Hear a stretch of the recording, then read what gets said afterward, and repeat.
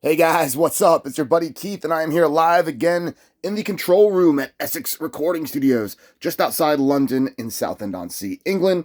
And I've got an English custom bass to share with y'all today. If you're new to the channel, hit like, smash subscribe, come join our circle of friends. You're going to see some really wild instruments I get from all around the world. Some have really cool stories, some have been artist owned by celebrities and just wild people. And yeah, just a good hang, guys. So let's chat about what we have here. It's not often, even though we are in the United Kingdom right now, and in England specifically, it's not often that we get an English-made instrument in this studio. It's quite rare. I'm thinking back now on the channel, I can only think of maybe 3 other instruments we've had ever that were made in the UK. And as you can see, this is a status bass made in England. These were made in the mid 90s, and I believe they stopped making them in 99. This is one of the last ones ever made, if it's the last 2 digits on the serial number that indicate the year. And what I've also seen on the forums is that only one of these were ever made with a natural finish. So this is one of one, the only one. Lucky us. All right, really cool features about this bass. I have to be honest with you, I've heard of status basses. I'm not a bass player. I always knew they had some awesome custom pieces with like graphite necks. This one actually has a graphite pulled neck with a 3-piece maple wood, I guess, construction around that graphite pole piece. Beautiful looking neck. Run you down it there. There you go. Essentially what we've got here with the pickup system, this Trimax, is 2 Jazz J pickups wrapped around a hum canceling unit. That's the idea of it. And visually, you can see this was designed kind of to compete with a Music Man Stingray.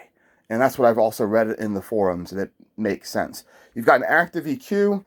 You have a toggle switch, which, from what I read on this model, switches between active and passive. You've got a high mass bridge.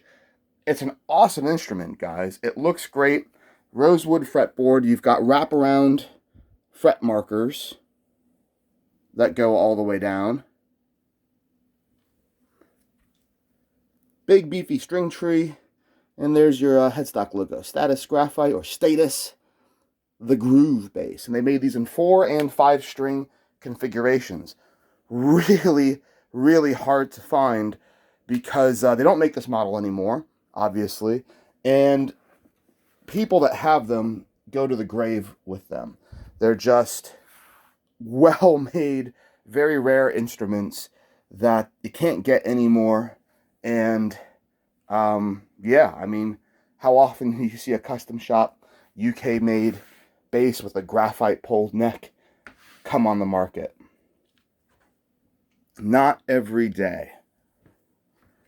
The company's made some really cool headless basses. They have some awesome inlay work I've seen on other models. Very exotic woods they use sometimes. It's just a killer boutique custom shop bass company based over here in England.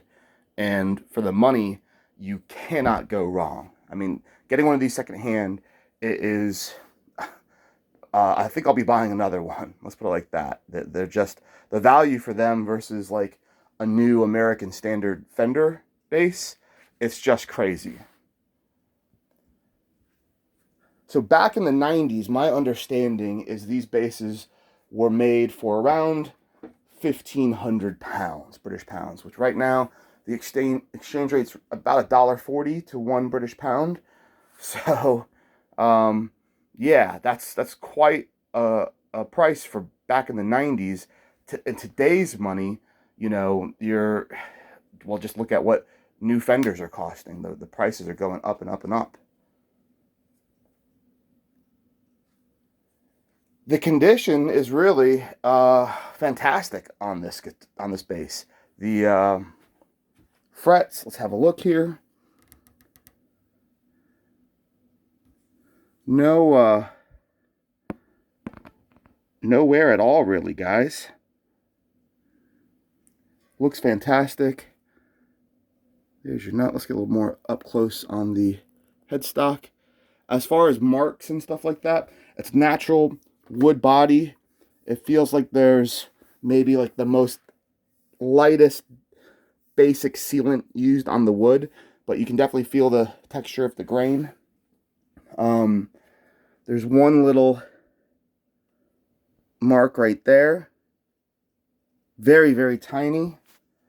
And it looks just like it's part of the wood grain. One of the benefits of having a natural finish. On the back, a few little indentations in the wood. Like right there. There's a couple. I mean, I'm getting very pedantic here, guys. Hard to see. There you go. In the wood there. A couple there. Actually, almost looks like pores in the wood.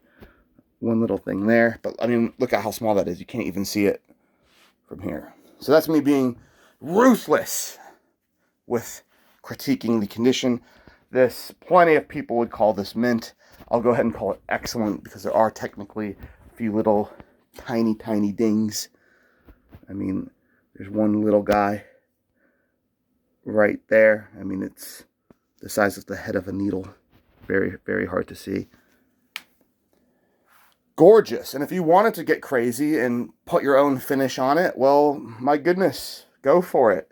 Take those bolts off and put whatever crazy custom paint job, graphic, whatever. I would just leave it the way it is, especially given that there's only one natural finish one ever made, according to, I think it was on Talkbase or Base Chat, reading up on these. As far as pricing goes on the secondhand market, these seem to start at around like 1,100 pounds all the way up to around like the $2.5 grand mark for secondhand. Status bases, that's British pounds, by the way, not dollars, so it'd be more in dollars. And I can't wait to get this thing plugged in and make some music with it. The pickup just looks awesome. Have a look at that. So essentially you've got 3 jazz bass J pickups all stacked together.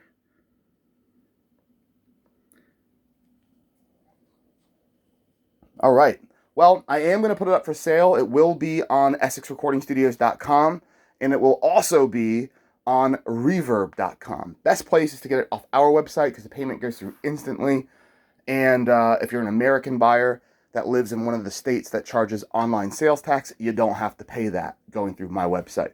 But it will be on Reverb as well, in case you want to check out there. No worries. Also, if you want to record with this, hit us up. We've got some really cool bass amps in here. We've got amazing mic pre's, all sorts of cool gear, EQs, compressors to make this bass sound incredible. Yeah, and also follow us on the socials, guys. It's at Essex Recording Studios. That's Facebook, Instagram. On Twitter, we're at Essex Recording. Yeah, we'll be friends everywhere. It'll be great. Cool. I think this is the last bass I'm doing this week. I've got loads of guitars to do for you, so stay tuned.